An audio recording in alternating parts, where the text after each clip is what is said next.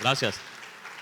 Bueno, pues agradecer, ¿no?, la invitación que me hace ingeniero Jaime Galvez. Y bueno, pues aquí estamos para traer algo de información. Agradezco también a, a Adama, que a su vez pues me ha invitado, ¿no?, a llevar a cabo esta también presentación con ustedes. Bien, pues yo creo que con lo que se ha estado observando, con las diferentes pláticas, las charlas que hemos tenido aquí, definitivamente sabemos que la problemática en cuestión de nematodos ha ido en incremento, ha ido en aumento. Definitivamente esto, pues ya lo dijeron algunos ponentes que me anteceden, lo decía el doctor Mundo el día de ayer con respecto a la condición favorable que le damos al nematodo una vez que llegan los riegos de aspersión, ¿no?, los presurizados a Sinaloa y el mundo, ¿no? Esto pues conlleva que facilitamos que estas limitantes en nemátodos aumenten y tengan condiciones favorables para poder establecerse, infectar y lo que ustedes ya conocen en campo, ¿no?, ver la sintomatología y las limitantes que esto conlleva. Bien, pues en todas las presentaciones siempre he dedicado a un colaborador, amigo, y que con su experiencia en la nematología pues me dio la oportunidad de colaborar en California en algunas estancias con él. Agradezco al doctor Mundo Campo y mismo que está presente. Pues como siempre, doctor, muchas gracias por sus conocimientos.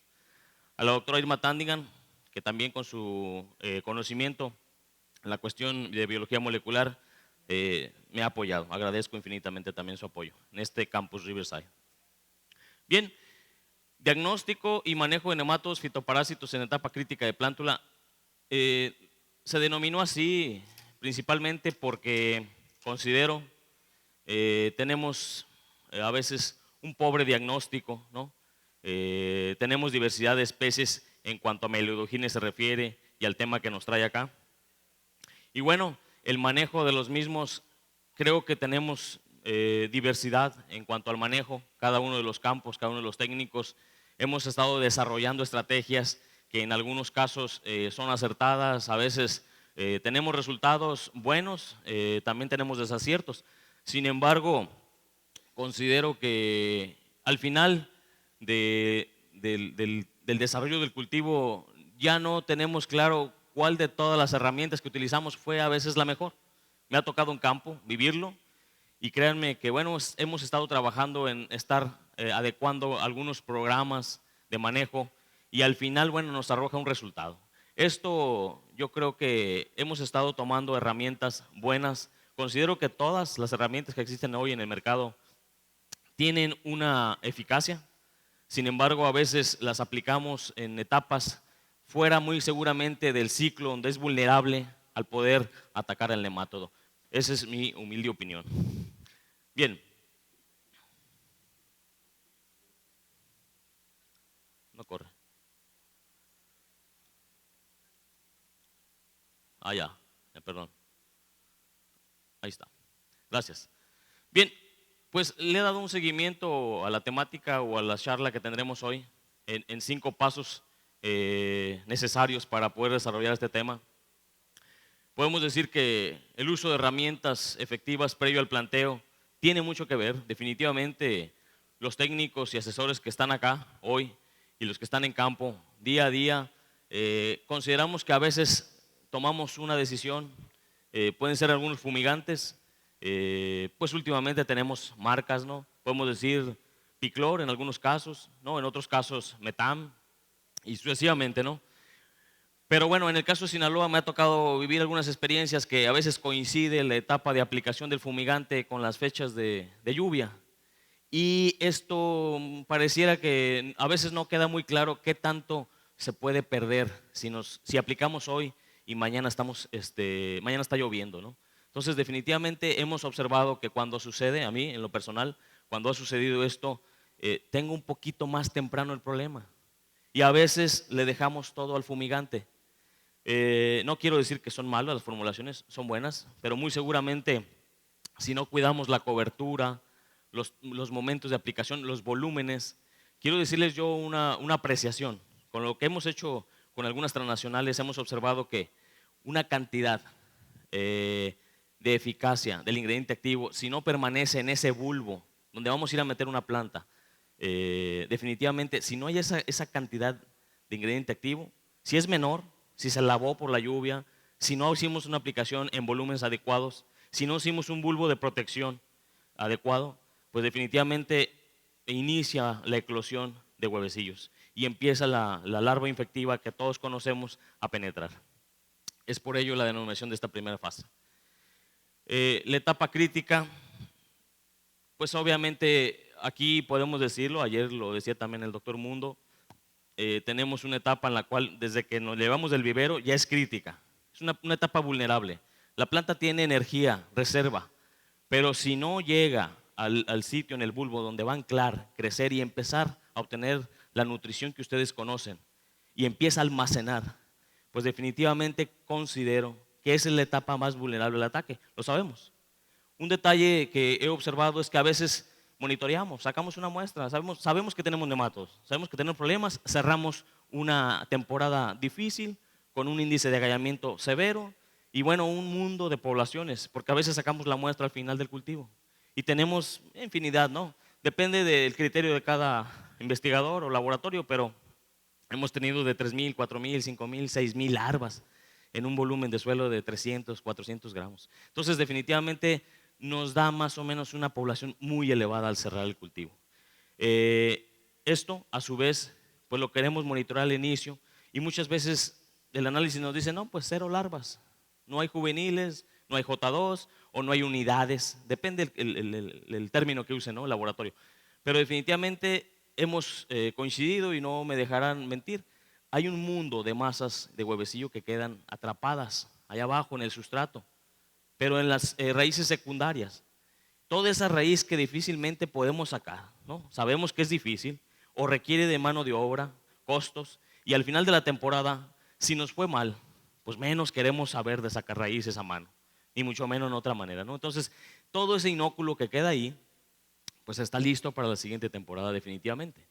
A eso le llamo yo entonces iniciar con una planta vulnerable, susceptible, porque recordemos que no tenemos muchas resistencias hoy en día a las especies que han prevalecido o están hoy como emergentes, así lo denomina el doctor Suárez, Ramírez Suárez, entonces Ángel Ramírez Suárez. Entonces, definitivamente tenemos que cuidar ese aspecto, ¿no?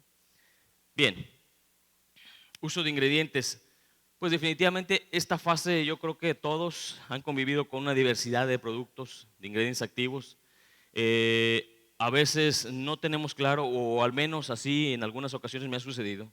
Vemos un envase, vemos una etiqueta, o aparenta ser un excelente producto en ese momento. Y bueno, lo vertimos, lo aplicamos porque va dirigido a este limitante. Pero en muchas ocasiones yo he preguntado, bueno, hay que adentrarnos a la etiqueta. A lo mejor el producto es bueno, es excelente, pero ¿en qué etapa me va a ocasionar una buena eficacia? Definitivamente yo creo que ahí es donde a veces hemos tomado rumbos diferentes. Y como siempre he dicho yo, un ejemplo muy claro es pues a una plaga que tiene una actividad diurna, pues sería difícil aplicar en la noche, tarde-noche, porque sabemos que su actividad fue en el día. Si aplico yo tarde-noche, pues el producto va a estar ahí, sí, eficazmente. Su ingrediente es potente, va a trabajar, pero la actividad de nuestra plaga no es en ese momento. Entonces ya la aplicación se salió de control. La eficacia se fue por otro lado. Entonces, eso es cuando vemos alguna plaga arriba, la parte aérea. Pero en la parte de los nematodos pues, se complica mucho más. Tenemos que sacar una muestra, revisar y luego el diagnóstico, el resultado y pues llegar a una conclusión. Yo creo que hoy eso limita en tiempo tener un resultado rápido, una evaluación pronta. Es por ello que denomino entonces, pues hay que adecuarnos a esto, ahorita lo voy a mencionar y qué hemos estado haciendo. El monitoreo. El monitoreo de la efectividad de ingredientes, a esto podemos traducir que le cambiamos el nombre. Le podemos llamar muestreo de suelo y planta o raíces.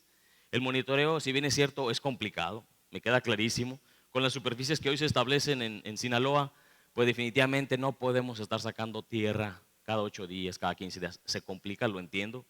Pero sí podemos tener una referencia que en el ciclo anterior, bueno, es una malla muy infestada y sabemos que ha habido problemas y a lo mejor en esa nos podemos ir basando en nuestro manejo, en nuestro programa que adecuemos. Entonces, bueno, considero que ese monitoreo se puede traducir en muestras, algunas muestras, no muchas, para observar más que nada no la sintomatología y decirle al agricultor que tiene nematodos, él ya lo sabe, sino decirle que estamos obteniendo larvas dañadas por las aplicaciones que estamos haciendo. Las larvas aparecen, se ven dañadas cuando tenemos una muestra en el microscopio, una alícuota, se alcanzan a ver larvas activas con toda su capacidad de infección y se alcanzan a ver larvas que están dañadas cuando hacemos una aplicación con algún producto fuerte.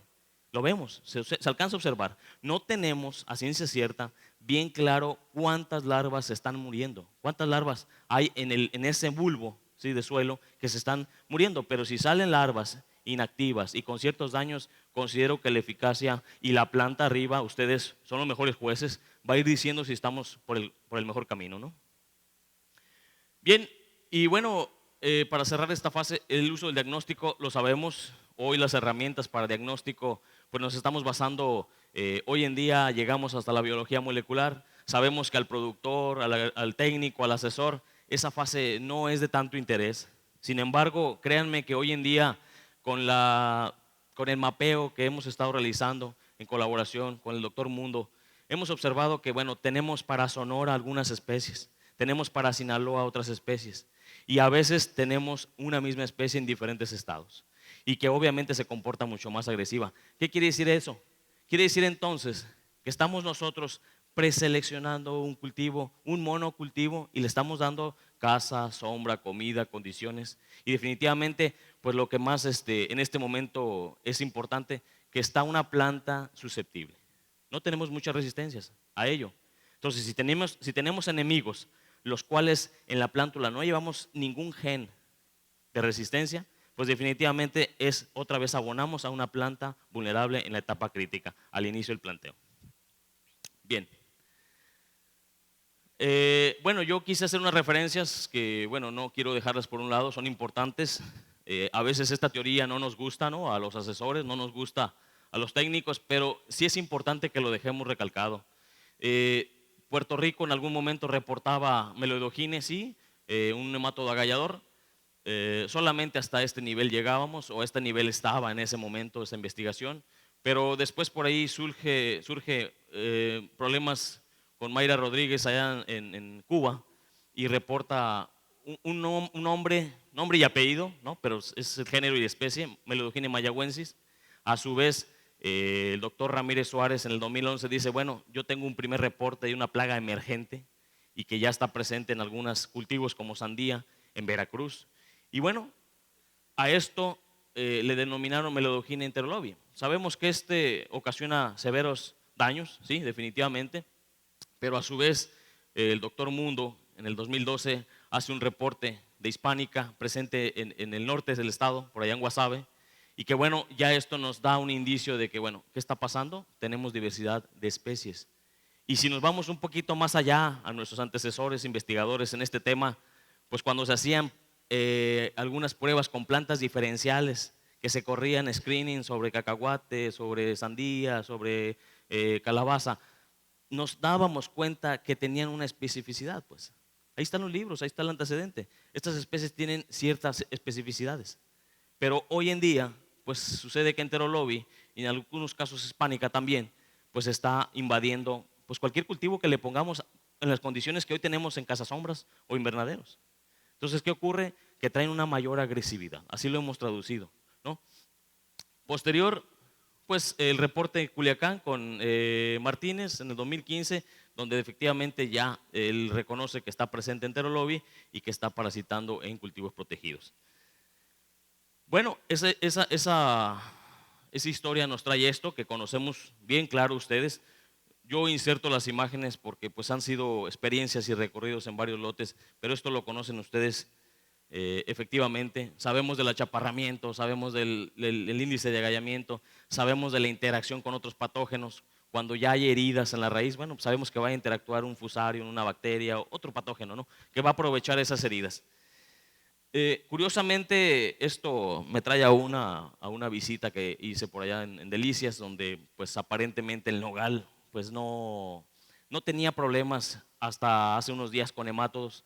Sin embargo, pues hicieron un programa, el árbol era raquítico, se notaba, pues tiraba hojas. Sabemos lo que es una planta raquítica, pobre, pues obviamente menor producción, llevaron a cabo un programa dirigido solamente a nemátodos y empezaron a observar que los nogales se recuperan. Los nogales tienen si bien es cierto, a lo mejor no muy significativo rendimiento, pero se recupera, forma más ramas, eso a su vez pues lleva más frutos. En fin, yo creo que una situación, y no queremos todo enfocarlo a nemátodos. Hay quien dice es que ahora todo lo provocan los nemátodos. Yo creo que no. No es que todo lo provoquen, sino que les hemos dado la condición, las poblaciones se han incrementado. Y obviamente es un cultivo que ahí está. Y si esas poblaciones crecen, pues el daño se va traduciendo en un poco más significativo. Y bueno, empezamos a ver una planta que se empieza a enfermar, que se empieza a hacer raquítica. Pero a su vez, no quiero dejarlo por un lado, es que el nemátodo hace un daño en la planta, ¿sí? Limita crecimiento de raíces, depende cuál esté involucrado ahí, pero está limitando a la planta a crecer, a desarrollarse, a producir. Pero si a esto le sumamos una bacteria, un hongo, el cual sí puede ser agresivamente patogénico para el cultivo, ya sea perenne, anual, pues entonces empiezan los problemas. Huertos, cultivos anuales, hortalizas, en fin. Hoy no es el caso solamente para hortalizas. Quise yo agregar algunas imágenes, pues tenemos aquí al vecino de Sonora con viñedos en los cuales también vemos plantas muy raquíticas, pues tiran hojas, empieza a haber poca sombra, sabemos lo que esto conlleva, pues el golpe de sol en la fruta y obviamente pues podemos decirlo, ¿no? En viñedos pues no buscamos a veces un rendimiento tan alto, buscamos calidad de racimo y un cierto número de racimos, por eso existe lo que sabemos eh, la, la, una práctica que hacen ellos en el cual tienen que desaijar, ¿no? La uva. Y obviamente porque buscan un tamaño, una calidad, un cierto número de racimos y hasta ahí cerró la temporada. Pero bueno, si tenemos estas condiciones, ¿sí? En la parte aérea, pues obviamente hay racimos que van a tener pérdidas por golpe de sol. Y estas son las limitantes, porque si revisamos la parte de los raíces, tenemos nodulaciones, está presente no nada más melodogine, tenemos ahí algunos otros transmisores de virus que hasta hoy en México no hemos, o al menos no me ha tocado a mí, ver esa sintomatología por transmisión de virus, ¿no? Al menos que esté equivocado, no sé, doctor o los expertos hasta hoy, no sé si hay alguna información al respecto. Pero bueno, limita el desarrollo de este cultivo. Tenemos piñas, lo que es Isla Veracruz, pues no hay que dejarlo por un lado porque es una área que hoy es importante. A su vez, pues bueno, después de que dejaron Cayenne, pues hoy se fueron a MD2. Ese MD2 pues es más sabroso al paladar, nos escalda menos, tiene otro mercado y obviamente el productor es lo que está buscando. Sí, ayer en una reunión con Zagarpa hicimos algunos comentarios al respecto, en donde hay que diversificar los cultivos, si no, estamos yendo a un monocultivo y con pocas oportunidades de ganancias. Bueno, en el caso de piñas, en el caso de MD2, pues hoy ya adoptaron ese material, ya lo conocen, ya lo establecen, lo acolchan, le invierten un poco más, tiene una mejor remuneración, pero bueno, ya adaptaron, ya se trajeron de herencia una bacteria, le pega duro una bacteria porque con la humedad que va y cae ahí en la parte del cogollito de la planta, pues se está prendiendo una bacteria que no estaba en Cayena. Tal vez porque era un poco más resistente, pues estaba establecida bajo las condiciones de ellos. Y bueno, MD2 hoy el nemátodo no es una película que no esté con ellos, está efectivamente, está presente en las raíces. Por ahí curiosamente me dijo un técnico, oye, pero pues no vemos nada, o sea, sabemos que hay poblaciones, hacemos un diagnóstico y está elevada la población, pero pues aquí no vemos agallas. Bueno, es que no en todos los casos el nemátodo va a formar agallas, ¿sí? Se puede estar traduciendo en una limitante de absorción. Sabemos que esta planta, por naturaleza, en la familia que está, pudiera estar tomando algo pues, del ambiente, pero no es el todo. Depende también de este sistema radicular. Pero quitamos curiosamente la primera capa de esas raíces y empezamos a ver un sinnúmero de insertaciones o de penetraciones de hembras adultas de melodogine. Y se logran ver a simple vista. Todas estas bolitas cristalinas, blancas, otras lechosas, transparentes, todas estas son hembras de melodogine y están limitando, ¿sí? El rendimiento de Cayenne. ¿Qué sucede en piñas? Que están acelerando lo que viene siendo la inducción de bellota. quiere decir que salen un poco más temprano con la cosecha. Y entonces están coincidiendo con mercados extranjeros. Y ahí no competimos, definitivamente. Esa es la limitante. No es tanto el achaparramiento, no es que no tenga mucho fruto, o esté raquítico, o se esté avejentando, no, sino que está acelerando el proceso de cosecha. Y ese proceso pues está coincidiendo con otros mercados. Como les digo, no podemos competir. Entonces pues está también allá en Veracruz. Y vemos tipo de tecnologías que hoy ellos ya se han adaptado. Bueno, este es Tecomán, Colima, este sí es Veracruz. Papayos en frutales, definitivamente también está presente el nemátodo. Sabemos que hay un índice de agallamiento severo. Hoy para Maradol el nemátodo definitivamente deja una planta raquítica como en uva, ¿sí? Y bueno, tenemos la virosis, ¿sí? Esa mancha anular y luego el golpe de sol, pues obviamente tenemos un sinnúmero de enfermedades de post cosecha que no nos deja llegar al mercado en buenas condiciones. Ahí la andan haciendo varios escenarios, varias formas de cubrir con el papel y para no poder ver tanta limitante, tanto problema, ¿no? que se lleva a cabo en post cosecha. Pero bueno, están también presentes en estos cultivos. En el caso de Colima tenemos una gran ventaja por ahí con un agricultor, un gran amigo, Nazario Rodríguez, que bueno, él no establece Maradol, pero establece otro material, Royal, que definitivamente me encanta la forma en cómo produce. Digo, en cómo forma el sistema radicular. Tiene un mundo de raíces.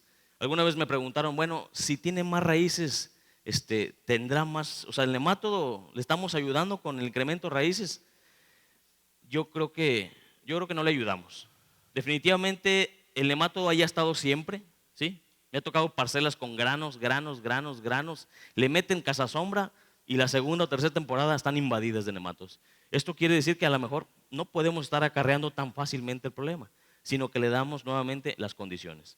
Luz difusa, humedad dirigida, cultivos susceptibles y pues se establecen año con año.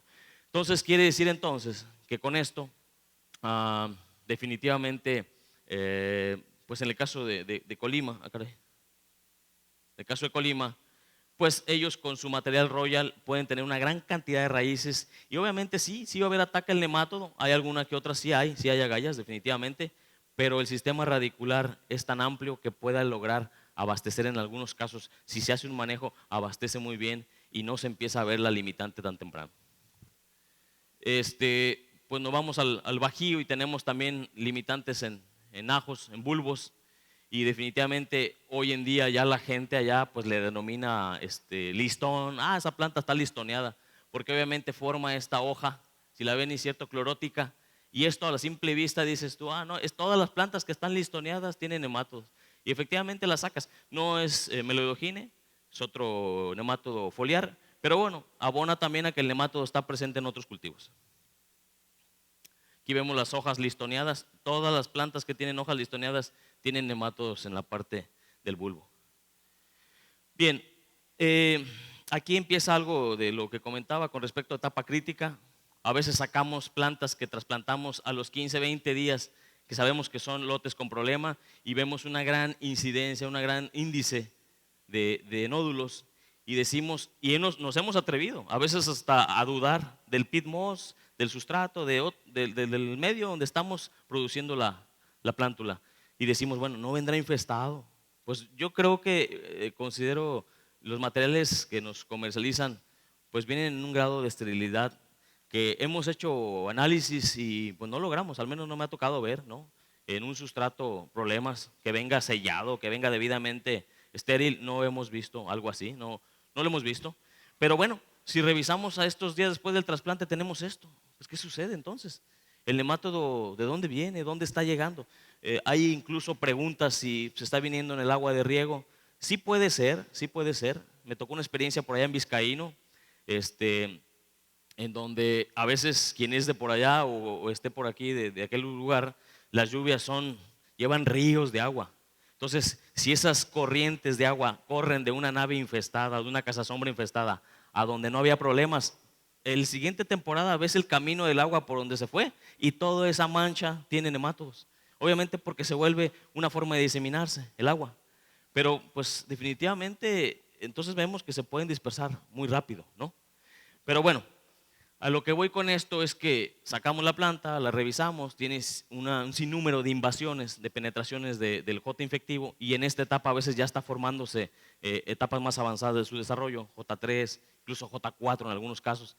Y yo traduzco que este cepellón de plántula con su pitmos y su humedad que sacamos del invernadero hacia la casa sombra, pues le damos una casa habitación en todas las condiciones. Decimos por ahí, si revisamos, el nemátodo tiene capacidad de desplazarse más rápido en arenas que en arcillas. Hay quien dice que en arenas es mucho más agresivo. Efectivamente sí, es más agresivo. Tiene una partícula, lo sabemos, mayor. Sí, los espacios son mucho más amplios. La película de agua en el momento y en los pulsos que lo estamos metiendo, pues tenemos agua constante, si no, pues se nos deshidrata ese cultivo. Entonces le estamos dando humedad, una película de agua y mucho más facilidad para desplazarse. Por eso a lo mejor vemos que se traduce mayor esa severidad. Pero bueno, se vuelve ese conito de pitmos, se vuelve una casa en las condiciones más favorables. Humedad, aireación, espacios más abiertos para desplazarse y bueno, una planta muy vulnerable porque en la etapa que ayer acertadamente comentaba el doctor, en donde invaden a las raíces, pues una etapa muy vulnerable. Las cofias, los puntos de crecimiento son vulnerables. Y ahí agarra y logra, empieza a penetrar. Entonces yo digo que va y se aloja a ese cepellón y dice, pues aquí yo la hice. Y empiezo a invadir el mayor número de raíces, ¿sí? ¿Y qué va empezando a ocurrir? Que nos va limitando crecimiento de raíces secundarias. Y esta planta empieza a perder anclaje. Y arriba pues vemos una planta raquítica por lo que sabemos, por la limitante de absorción de agua, nutrientes, pero sobre todo una invasión muy temprana. ¿Y qué sucedió? Oye, pero si yo saqué análisis y el suelo tenía cero o muy bajo presencia de juveniles infectivos. Bueno, vuelvo a lo mismo. El ciclo anterior deja un sinnúmero de masas que a veces por ocio, si lo quiero decir así, por ocio y ratos de contabilidad, pues se cuentan cuántos huevecillos pueden estar dentro de una masa, ¿sí? Que aloja una hembra. Sí, perdón. Sí,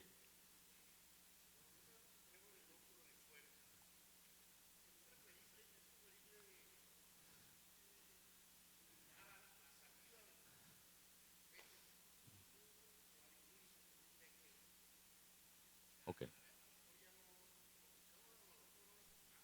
Sí. ¿Qué recomendaría usted ahí para no llegar a ese extremo? Bueno, yo considero que hay muchas opiniones, ¿no? Hay quien dice, yo fumigo al cerrar una dosis y antes de trasplantar 20, lo que me dice el producto, le aviento otra dosis y a completo la que me sugiere el producto. Definitivamente con la etapa que tenemos en Sinaloa de descanso de terrenos, al menos que yo esté equivocado, hay mucha larva que se puede deshidratar porque tenemos un calor inmenso. Hay quien abre mallas y pues el sol pega duro en esta época, hablando en Sinaloa, ¿no? Lo que en Sinaloa hace. Entonces, yo soy de la idea que mejor apliquemos una dosis efectiva, toda completa, previo al planteo, que al cerrar. ¿Por qué? Porque yo le voy a comentar, si usted aplica, usted tiene su cinta, se facilita que en ese momento va a aplicar. Sí, lo comparto y coincido. Pero si fuera una labranza menor, pero como vamos a quitar cinta, vamos a rastrear, vamos a marcar, y a veces la decisión de cultivo no está en ese momento todavía tomada o hay algún previo de decisión que se va a establecer, pues definitivamente va a mover el terreno, mueve el terreno y entonces usted efectivamente combatió juveniles infectivos activos que estaban ahí, moviéndose en el suelo todavía con la humedad del fin del cultivo. Y todos esos los va a eliminar en cierta forma.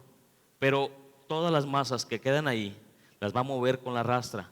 Todas las va a ir acomodando en las camas y definitivamente si sacamos una cuenta por masa de huevecillos andan un promedio de 500 hasta 1200 huevos por masa, ¿no? Entonces, imagínense que en una línea ya acomodó, ya marcó, dejó una línea después de su aplicación de fumigante y pues dejó todo el inóculo acomodadito en una sola o en dos o en tres o en un túnel, todo el inóculo acumulado. Y estamos basándonos en que la aplicación del fumigante nos está resolviendo en ese momento. El problema que le veo yo ahí Sí. es que si no matas al patógeno ahí, lo que puedas agarrar, ¿no? Sí, Lo primero que hacemos nosotros es voltear la tierra con el barbecho, porque tenemos Sí. que barbechar. Y metes más abajo todavía el nemato. Y después, el problema es que si aplicas el previo, no agarras el más abajo. Digo, para mí que es un tema de investigación o de probar, sí, porque sí, sí. le voy a decir lo que yo hago en el campo y me ha dado más resultado. Sí, Yo aplico el piclor a la salida, a la salida. y a la entrada, antes se aplicaba metán para llevarme otras cosas también. No, sí, Ya no lo correcto. uso, y créanme que me ha dado buenos resultados. Ok. Antes se aplicaba previo y tenía muchos más problemas. Y tiene razón lo que dice usted, movemos el suelo y todo, pero la mayoría de los huevos, larvas y todo, y saco la raíz, lógicamente, ¿no? Pero todo lo demás, al momento de barbechar, lo metes más adentro. Y a la hora de hacer un análisis usted, previo al planteo, y que me lo desmientan aquí, Sí. no aparece nada. Mandas al laboratorio y no te aparece nada, que no tienes nada. No. Entonces dices tú, ¿para qué le explico? Y varias veces lo he hecho.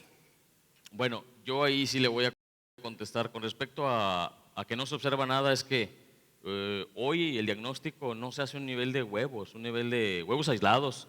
A veces queremos encontrar huevos aislados y no están aislados, están en una masa, están concentrados en una gelatina que les provee la viabilidad para que cuando haya las condiciones que tenemos en campo hoy en día, pues salgan a infectar.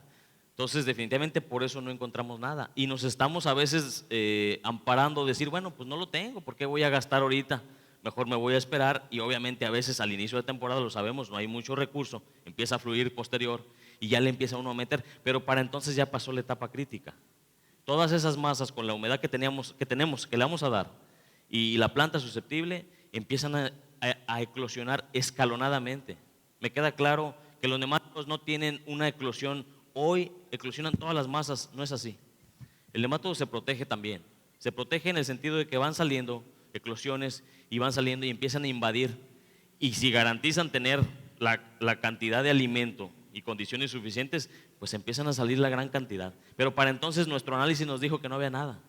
Y en lo que eso sucede, podemos haber visto en maceta, lo hemos visto, en un periodo no mayor a 12 a 15 días, tenemos la invasión en sustrato contaminado con masas de huevo. Obviamente hay larvas, sí hay larvas que logran sobrevivir, pero con un inóculo ahí en el suelo y nos basamos en ese primer análisis, le damos la oportunidad para que empiece a atacar e invadir el nemátodo. Y a los 60 días pues empezamos a ver el chaparramiento, una planta raquítica, pues ¿qué pasó? Si no había nada. Bueno, es que no hemos tenido un diagnóstico a nivel de huevecillo. Es complicado, o sea, sinceramente es difícil. Si alguien dice que puede dar un diagnóstico en huevecillos, ¿cuántos hay? Es difícil, porque están en una masita que protege muy bien al nemátodo. Y a veces, si la aplicación con la cinta que cerramos, algún gotero está tapado, ese tramo, esa longitud ya no tiene eficacia el ingrediente activo. La verdad, ese es el problema, ¿no? De que muchas ya la cinta está agotada, ya tiene taponamientos. Sí. Es el único detalle que le veo a la salida. Y le voy a decir la experiencia personal porque vale la pena compartirla. Sí, Lo que yo hago en mi equipo de trabajo, yo pongo una cinta por arriba y otra a 20 centímetros, 25 centímetros por abajo y por los dos lados le echo. Y de dos, pues si está tapado una, la otra, y trato de agarrar lo más posible que pueda haber en esa área de la rizósfera que se ha hablado mucho aquí, ¿no? una pregunta, ¿aplica algo usted en el cepellón cuando va a sacar la planta del invernadero? Si nosotros aplicamos, lógicamente tenemos un sistema de manejo biológico, ¿no? De acelomices, inclusive abamectinas. ¿Algo un poquito más agresivo que eso? No. Sabemos de la inocuidad, yo comparto lo de la inocuidad. Micorrizas, ¿no? cosas de esas, pero algún químico no. Para nemátodos no. Para hongos sí, aplicamos pues lógicamente los calorones, riomiles y cosas de esas, ¿no? Bueno, yo en un aspecto coincido con usted. Si cerramos y aplicamos y es un fumigante, pues no nada más al nemátodo estoy combatiendo otros patógenos que me están quedando ahí de la temporada. Ahí sí yo considero es indispensable y es muy acertada la aplicación en ese sentido.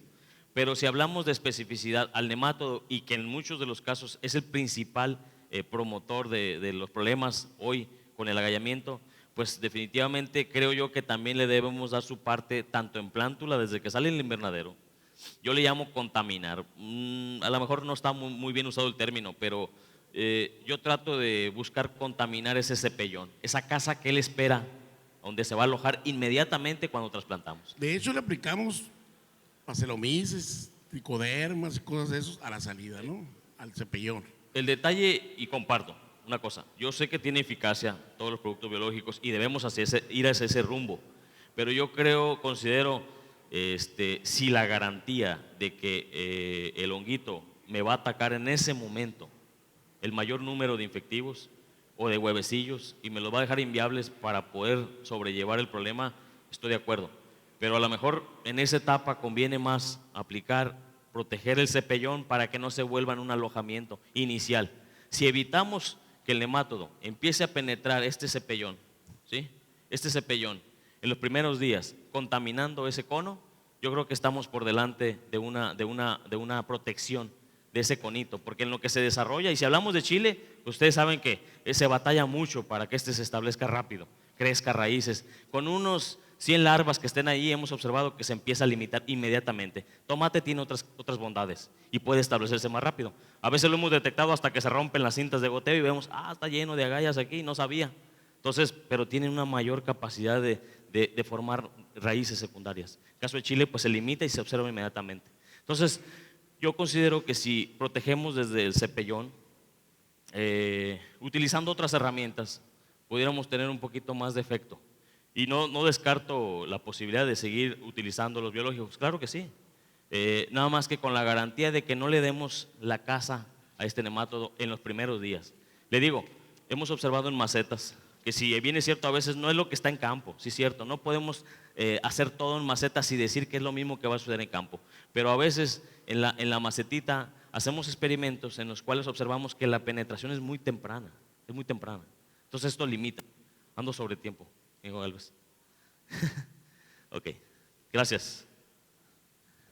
Bueno, avanzamos y ahorita contesto, ¿no? Referente a ello.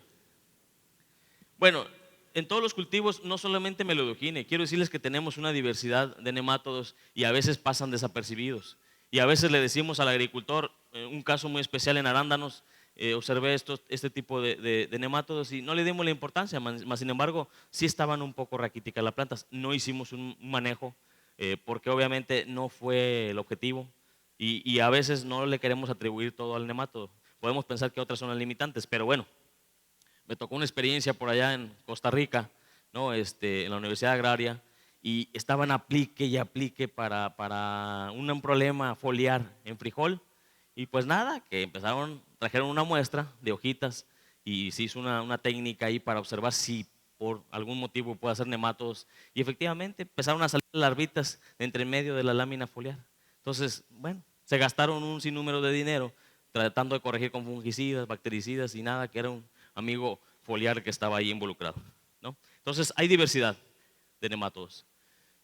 Bien, el uso de herramientas, sabemos las que tenemos hoy disponibles, que son los fumigantes, pocas en realidad, y algunas con limitantes como es la lluvia. En época de lluvia, Sinaloa coincide lluvias y los fumigantes.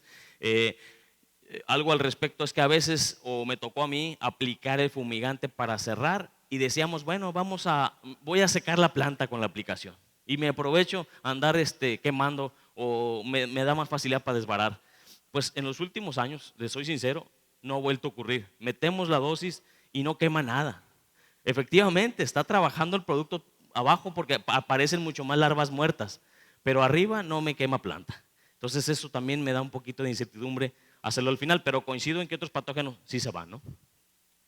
Bien, ¿qué herramientas tenemos hoy en día? Todas las herramientas que teníamos de los nematicidas no fumigantes pues se han ido, no tenemos ya ninguno, ¿no? Comercialmente hablando, y el último que existía, Loxamil, pues bueno, se fue y nos dejó otra herencia de varios problemas y hemos estado buscando qué ingredientes usar en esta etapa de plántula.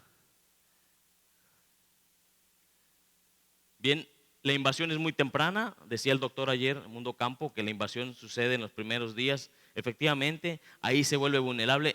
Esta es una imagen de una macetita que pusimos. A los 20 días teníamos estas invasiones en el sistema radicular. Aquí le voy a poner, bueno, estas son las condiciones que le damos en el cultivo hoy a Sinaloa, en cazasombras, invernaderos, todo lo que sabemos. La temperatura, pues la tenemos arriba de estos grados, humedad con los riesgos de aspersión, hospederos, plantas sin resistencia en muchos de los casos, las texturas, arcillas y arenas por la facilidad de desplazamiento. Este era un escenario por allá en el 2000 de una muestra de suelo en Sinaloa con diversidad de nemátodos, ya lo dijo el doctor, había nemátodos predadores, había nemátodos micófagos, angívoros, en fin, había diversidad de alimento y bueno, pues había cierta competencia por espacios y Meloidogine pues se limitaba porque había riegos rodados, había menos humedad, había un punto de marchitez, en fin, se limitaba que él se diseminara más rápido. Hoy en día estas son las muestras de suelo en las cazasombras. Si bien es cierto, por aquí anda un nemato de vida libre y el resto, 100%, es Meloidogine. Entonces tenemos una biodiversidad de la población que tenemos allá abajo en el suelo. Habrá otros que limitan puntos necróticos en el sistema radicular y limitan, obviamente, ¿sí?, que esta planta se desarrolle. A veces los consideramos, a veces no los tomamos en cuenta. Pero bueno, otra vez la invasión del J2 en el sistema radicular pues se vuelve vulnerable en la etapa de plántula. Estos son algunos. Ayer comentaron algo referente a quitina. Me tocó trabajar con un tema de estos en maestría y bueno, hoy lo hemos llevado a la práctica, ¿sí? Una agrícola que nos permitió, una agrícola cooperante, en donde pusimos algunas pruebas, ¿sí? Aquí están las macetas a los 15, 20 días. Miren las invasiones de Meloidogine con suelo infestado que trajimos del campo y le pusimos la plántula y empezamos a ver estas invasiones muy temprano. Eso ocurre cuando el análisis nos dice que no hay larvas, pero sí hay un mundo de masas de huevo ahí abajo. Bueno, por ahí conseguimos un ensilado, aplicamos a los conitos un poco de quitina, un cepellón sin quitina. Vimos que la respuesta a los días muy rápida, muy breve, 11 días, 9 días, teníamos un pelo radicular absorbente muy abundante. Por ahí me tocó una curiosidad de ver un grillo que estaba en un cepellón y la planta pues la veíamos muy vigorosa. Pues el grillito adentro trae alimento y puede estar liberando ciertos nutrientes, pero la cáscara, la quitina pura no.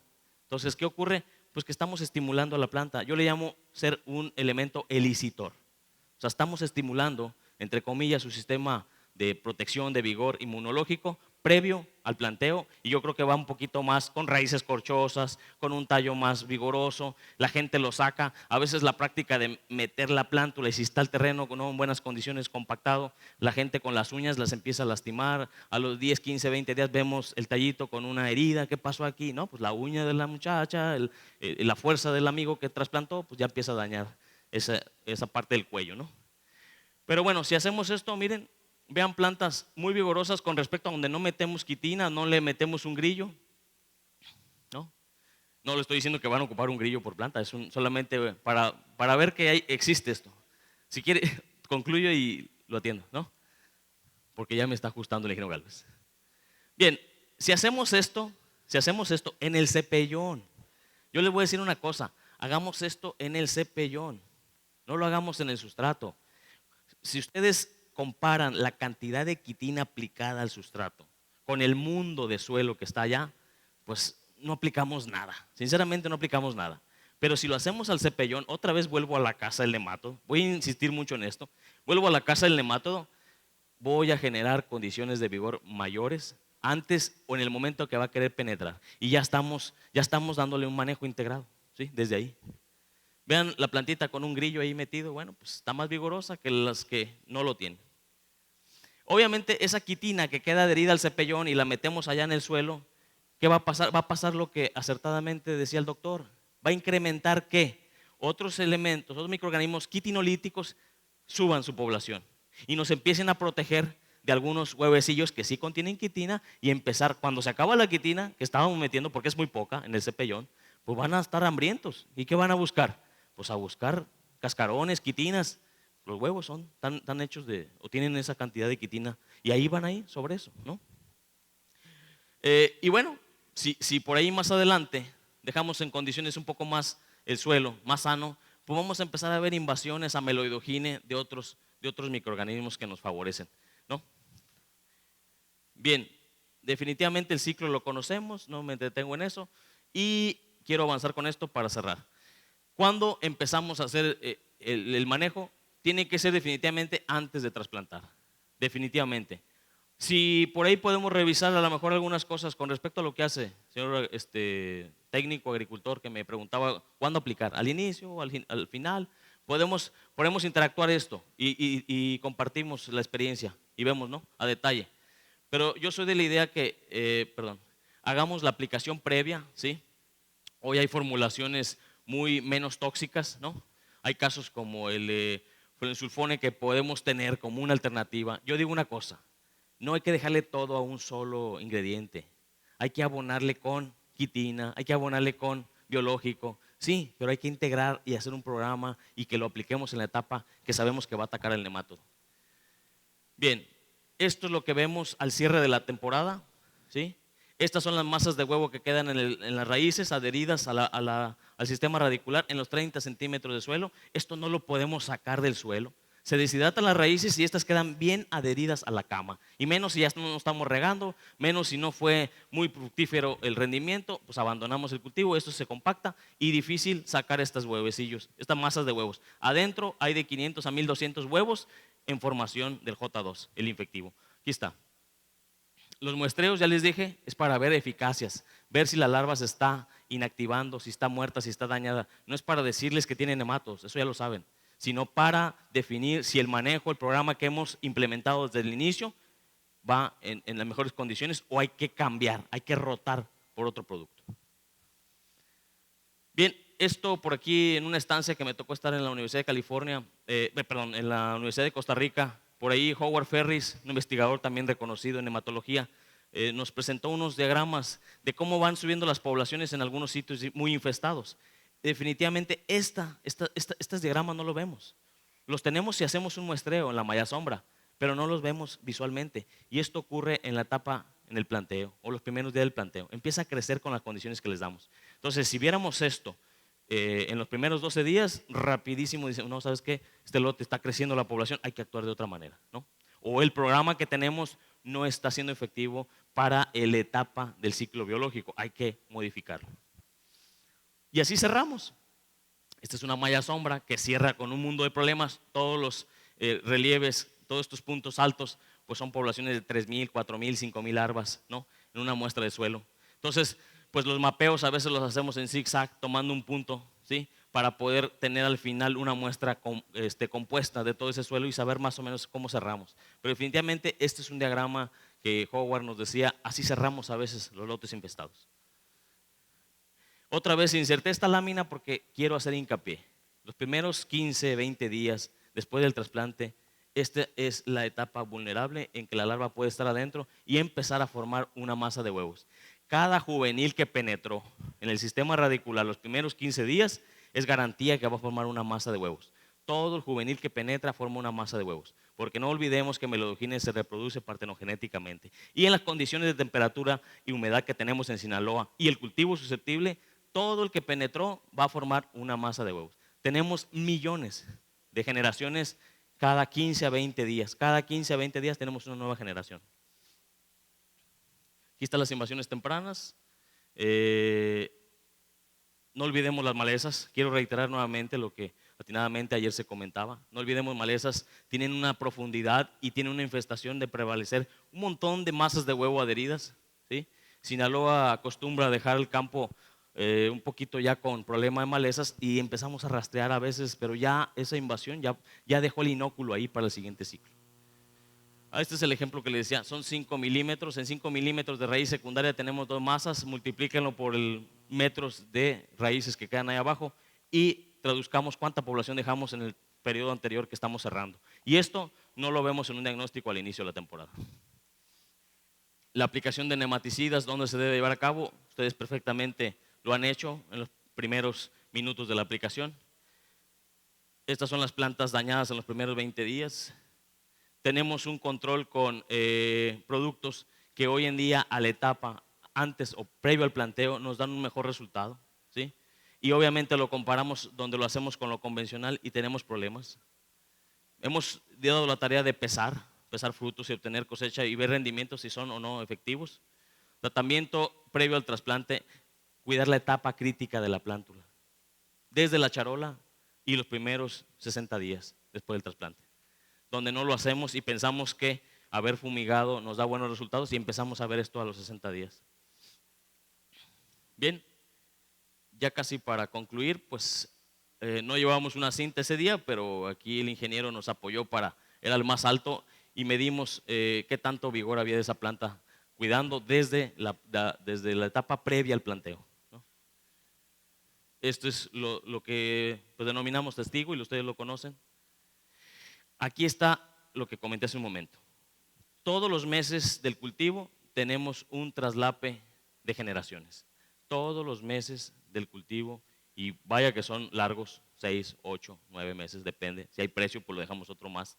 Pero todos los meses tenemos una población, una nueva generación. Y eso se va acumulando, imagínense cómo cerramos previo al planteo. Y todo eso queda ahí, e incluso en análisis dice que no tenemos nada, pero tenemos un mundo de huevecillos abajo, en la raíz. Insisto, la aplicación previa al planteo, hay formulaciones que nos han dado resultado previo al planteo, específicas a nemátodos, ¿no? A lo mejor aquí es donde se toma la decisión, bueno, esto es específico a nemátodos, sí, pero yo también tengo hongos, tengo bacterias, y ahí tomamos una decisión en donde actuar desde la plántula, cepellón, y a lo mejor una dosis menor acá. Pero bueno, es cosa de jugar con ello, ¿no? Y la casa contaminarla, porque esa va a ser el primer alojamiento del nemátodo. Definitivamente todo tiene que ser previo y posterior. El día que trasplantamos hay que meter dosis de producto y empezar a generar ese bulbo de protección para que todas las masas que estén ahí con capacidad de eclosionar esté contaminado ese bulbo. Insisto, si la dosis, si hacemos el cálculo, si la dosis que debe ser la mortal para el juvenil que va a eclosionar ahí no está en ese bulbo, pues definitivamente gastamos dinero. Si la dosis de ingrediente activo no está en ese bulbo, si se reduce un poco, va a ser menos la mortalidad. Y obviamente dejamos un bulbo desprotegido. Entonces hay que tener mucho cuidado con mojar muy bien, aplicar muy bien nuestras formulaciones al inicio y que sea la dosis que requerimos tenerla ahí. Dupont en muchos años dijo, la dosis de nematicida, cuando así fue descubierto esta formulación de oxamil, decía que eran 8 litros por hectárea. Rara vez yo vi que se aplicaran 8 litros. Obviamente el costo, pero bueno, a lo mejor esos 8 litros se traducían que en el bulbo quedaba una dosis efectiva, ¿sí? En el caso de algunas formulaciones como fluoxifone, igual requiere un mínimo de ingrediente que quede en ese bulbo. Si no queda ese mínimo, definitivamente no estamos matando larvas, ¿sí? Pasan por un lado de la formulación y la eficacia se reduce. Bien, esos son ejemplos de cultivos que hemos tratado. Convencional, empezamos a ver ya reducciones, plantas raquíticas, donde hacemos un cuidado desde previo al planteo y en charola, pues tenemos una protección, obviamente previo al cultivo, del establecimiento del cultivo. En este lote, la verdad que me encantó porque el señor productor, que este lote está muy infestado, me dijo, oye, ¿puedo cortar? ¿Puedo cortar? Pues no, espérenme porque tengo que pesar. No, es que todo ese túnel o esos 2 túneles, pues tengo precio, me dice, y son los que tienen. Se me fue un set en el resto. Bueno, pues nomás déjeme pesar y vámonos recio. Eso yo lo vi, la verdad, como una gran ventaja. A él tenía un set cuando el resto de la malla no lo tenía, en esos 2 túneles. Aquí está el crecimiento de los cultivos, ¿sí? Con las aplicaciones previas al planteo. Este fue siembra directa, les quiero aclarar. No hubo ninguna toxicidad. Pero si nos vamos al otro lado donde no tenía sets amarrados, bueno, pues vemos una limitante de crecimiento.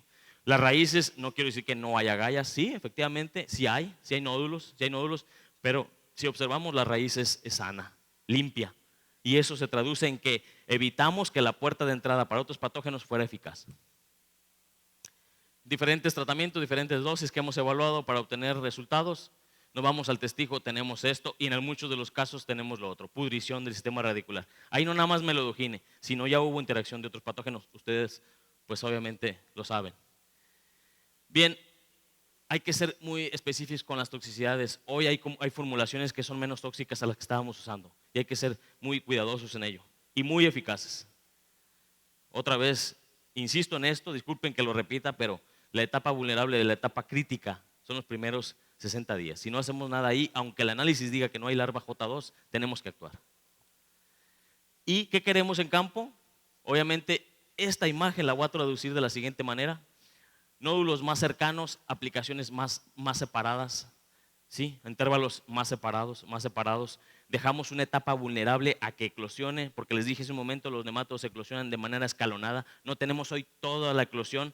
Si lo supiéramos que así es, aplicábamos hoy y errimilábamos el mayor inóculo, pero no lo sabemos. Y eso ocurre con las condiciones favorables. Intervalos más largos nos dan unos índices de agallamiento más continuos, ¿sí? Y obviamente al final cerramos con esta raíz, pobre. La siguiente dice, intervalos más cortos al inicio, pues una protección mayor. Nódulos más separados, porque en este inter estuvieron varias aplicaciones y evitamos que se invadiera la raíz. Y bueno, pues es lo que tenemos al final. Raíces sanas, con nódulos, sí, efectivamente, pero sanas, o agalladas con estrangulamiento del paso de nutrientes. Pues quiero agradecer esta charla y ingeniero Gálvez, listo, por sé que estoy contratiempo. Muchas gracias.